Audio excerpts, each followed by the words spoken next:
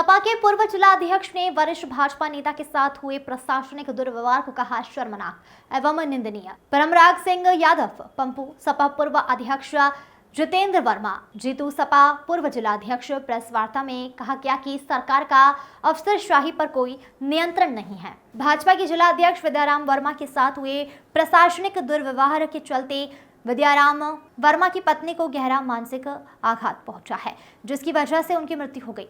दोनों सपा नेताओं ने संयुक्त रूप से कहा कि समाजवादी पार्टी यह बिल्कुल भी बर्दाश्त नहीं करेगी। यह मानवता की बात है, किसी भी पार्टी से हटकर बात है, इसलिए समाजवादी पार्टी विद्याराम वर्मा जी के साथ खड़ी हुई है। हरदोई से अखिलेश सिंह की रिपोर्ट। कम पड़े इसका प्रयास ज्यादा कर रहे हैं, क्योंकि पुलिस ऐसे काम कर रही है कि जिससे कि मतदाता डरे। तो निश्चित तौर पर समाजवादी पार्टी पूरे परिवार के साथ विद्याराम वर्मा जी की जो पत्नी की मृत्यु हुई है, प्रशासन की कार्रवाई से उस पर हम दुख व्यक्त करते हैं, विनम्र श्रद्धांजलि देते हैं और हम मिलने भी जाएंगे विद्याराम जी से, उनके परिवार से जो भी सदस्य उनसे मिलेंगे भी जाके, क्योंकि एक मानवीय दृष्टिकोण है। बात लीडरशिप की नहीं है, बात मानवता की है। किसी भी दल का नेता हो, जिस तरह की कार्रवाई हुई है हम उसकी निंदा करते हैं और प्रशासन यदि मजिस्ट्रेट को जल्दी नहीं हटाते, उन पर कार्रवाई ही नहीं करते हैं, तो निश्चित तौर पर हम लोग ज्ञापन भी देंगे। जिला अधिकारी महोदय हरदोई को, मुख्यमंत्री को संबोधित ज्ञापन भी देंगे। अम्मू भाई उषा वर्मा जी उसका नेतृत्व करेंगे। ये नहीं चल पाएगा, समाजवादी पार्टी बिल्कुल इसको बर्दाश्त नहीं करेगी। किसी भी पिछड़े वर्ग के, किसी भी दलित वर्ग के, किसी भी अल्पसंख्यक वर्ग के व्यक्ति के साथ अन्याय हो, अत्याचार हो और यह तानाशाही अंग्रेजी हुकूमत वाली कार्रवाई हो। भारतीय जनता पार्टी के पूर्व जिलाध्यक्ष श्री विद्याराम वर्मा जी की पत्नी के निधन पर शोक व्यक्त करते हैं।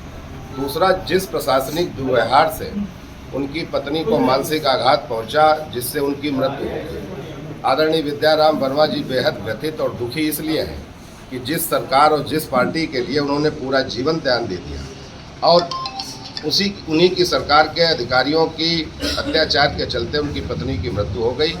उस पर भारतीय जनता पार्टी के किसी नेता, उनके वरिष्ठ नेताओं का उस पर कोई ऐसी प्रतिक्रिया नहीं आई कि जो उनके आंसू रोक सकते।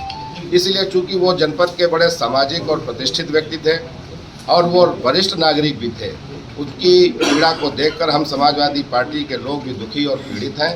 और मेरा ये सीधा कहना है कि भारतीय जनता पार्टी की सरकार के अत्याचार के चलते और उनके जो प्रशासनिक, पुलिस और प्रशासनिक अधिकारी हैं, उन्होंने चुनाव आचार संहिता को ऐसे ले लिया है जैसे आपातकाल हो गया है।